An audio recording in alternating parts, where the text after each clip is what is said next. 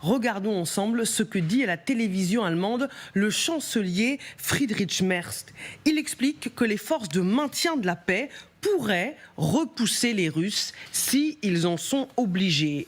Nous établirions une zone démilitarisée entre les belligérants et nous riposterions également aux incursions et aux attaques russes. L'Europe est-elle prête à se battre au sol contre la Russie? Général Delors. Écoutez, j'ai pas une très grande confiance dans les forces de maintien de la paix. Parce que l'histoire nous a montré que dans les Balkans, en Afrique, en Asie, ça marche très très moyennement et que généralement, là où ça fonctionne, c'est quand les deux parties sont globalement d'accord pour maintenir la paix.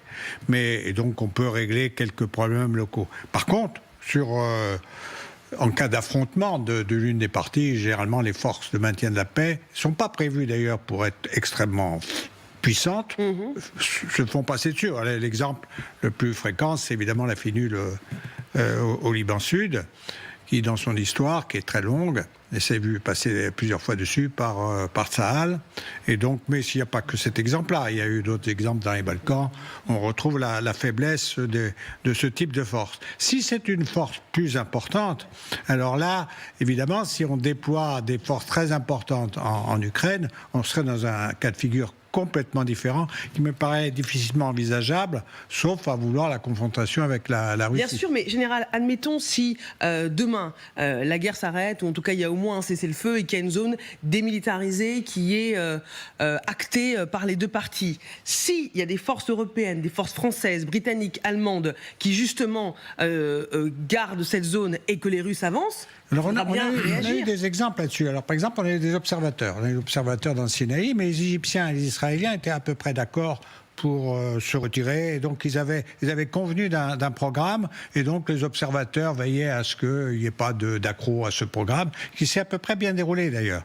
Il y a eu une autre zone d'observateurs entre les Syriens et Israël, qui était plus délicat à tenir, mais au moins qui permettait de renseigner les grandes puissances de la situation réelle des tensions entre la Syrie et Israël. Ça fonctionne à peu près.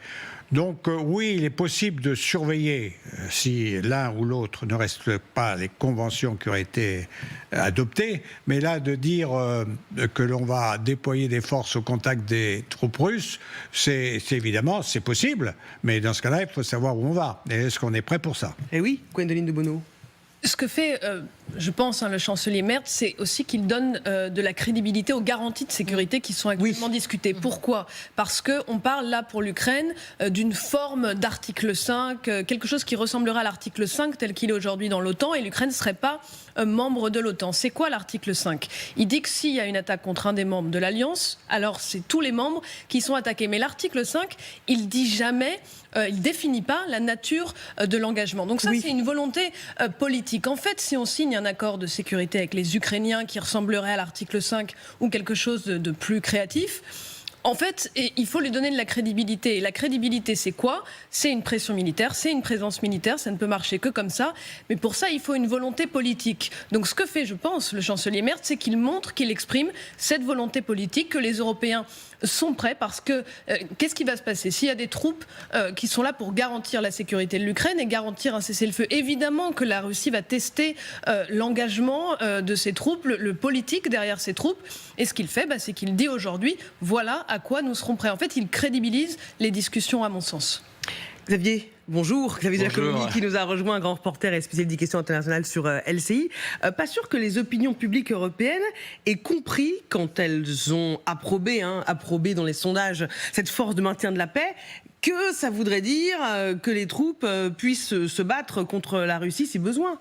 Elle est encore très mal définie, cette force de maintien de la paix, mais le chancelier allemand nous éclaire peu, sauf qu'il est très volontaire. Et ça, c'est relativement nouveau. Il ne va pas jusqu'à dire qu'il pourrait y avoir des soldats allemands sur le sol de l'Ukraine, mais on sent que dans un futur proche, il pourrait finir par le dire. Il dit aussi, quand on lui dit, mais de toute façon, Vladimir Poutine ne veut pas, pour le moment, c'est ça, le Kremlin ne veut absolument pas qu'il y ait de soldats étrangers en Ukraine, qui l'empêchent en fait de mener sa guerre. Friedrich Friedrich Merz pense que Vladimir Poutine peut changer d'avis, qu'aujourd'hui il dit niet, non en russe, mais que demain il pourrait dire oui. Donc il prend un peu un pari sur l'avenir. Après, qu'est-ce que ça va être cette force de maintien de la paix? Pour le moment, ce que l'on comprend, c'est que ça pourrait être des instructeurs, donc on serait très en arrière du front. Ça pourrait être une aide au déminage, une aide à la protection de sites sensibles, notamment en matière de défense anti-aérienne, mais pas forcément, parce que rien n'est vraiment défini, encore une fois, des soldats qui seraient sur la ligne de cessez-le-feu, un peu comme la finule est coincée entre le Liban et Israël, voit passer les drones d'un côté, les avions de l'autre, et finalement ne peut pas faire grand-chose. Donc on serait sur quelque chose de différent, qui est refusé par les Russes, mais où, on l'apprend dans cette interview, l'Allemagne entend prendre toute sa place, et ça c'est peut-être un changement important. Adina Revol. Oui, en fait, le grand changement très important, c'est que Friedrich Merz, il prend le leadership de l'Europe.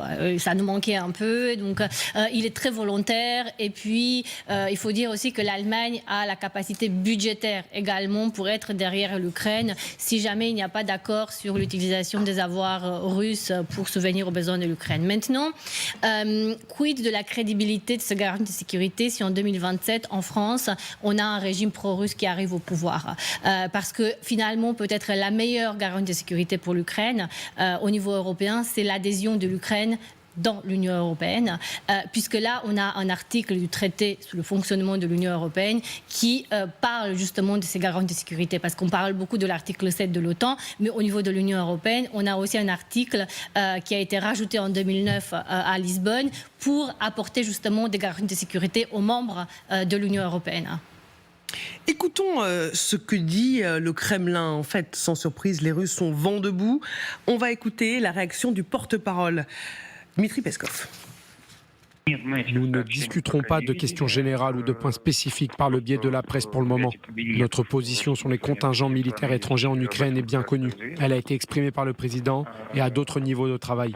Elle est donc bien connue, tout à fait cohérente et compréhensible. Mais encore une fois, c'est un sujet qui doit être discuté. Est-ce que ce qui se passe, Xavier, quand on entend Dmitri Peskov, le porte-parole du Kremlin, ou encore Vladimir Poutine, qui dit les objectifs seront atteints, est-ce qu'on n'est pas en train de tuer dans l'œuf tout plan européen américain, parce que Poutine dit moi je continue, et de deux, les forces européennes, c'est niet? C'est qui c'est le Kremlin, c'est Poutine, c'est la Russie, c'est ça? Oui, c'est ça. Oui, de toute façon, pour le moment, on en est vraiment là. Les Européens ont tenté, et ils ont en partie réussi à sauver le plan en 28 points, qui était clairement un plan totalement russe, adoubé par les Américains, transmis par Witkoff et Kushner, mais qui était un plan russe. Ils ont réussi à le modifier, à le transformer pour l'amener vers quelque chose de plus acceptable pour les Ukrainiens. Les Ukrainiens seraient prêts à l'accepter, mais ils savent très bien que de toute façon, les Russes n'en veulent pas de ce plan. Il y a hors de question qu'il y ait des garanties de sécurité pour l'Ukraine de la part des États-Unis, des Européens. Les Russes n'en veulent pas. Et c'est intéressant parce que vous avez l'interview de Peskov, parce qu'en fait, le point de vue des Russes, c'est très simple. S'il y a des soldats européens sur le sol de l'Ukraine, ce seront des cibles légitimes. Nous n'hésiterons pas, ils l'ont dit à plusieurs reprises, donc il y aurait une confrontation entre cette force européenne, voire plus, parce qu'il y a d'autres pays qui pourraient rejoindre les Européens, notamment le Canada. On envisage même d'aller encore plus loin pour essayer d'avoir vraiment une force multinationale, mais de toute façon, pour le moment, les négociations, la discussion est totalement bloquée parce que le Kremlin ne veut faire aucun pas. Gwendoline. Et donc en fait, il y a une seule solution, et le chancelier Merz le sait, tout le monde le sait, c'est qu'il faut un moyen de coercition en fait pour obliger Vladimir Poutine peut-être à négocier. Ce que les Ukrainiens s'emploient à faire, notamment à travers la campagne de frappe contre les raffineries, les frappes récemment contre des navires pétroliers, c'est d'infliger un coût suffisant pour que la Russie se dise qu'elle a quand même intérêt un peu à prendre ces négociations au sérieux. Pour l'instant, c'est pas le cas parce que leurs moyens sont trop légers. C'est pour ça notamment que les Ukrainiens demandaient des missiles Tomahawk. C'était un peu spécifiquement pour les raffineries, parce qu'on détruit pas une raffinerie avec des drones et seulement des drones, pour avoir une stratégie qui pousse Vladimir Poutine à la table des négociations, ce qui n'est pas le cas pour l'instant en Ukraine.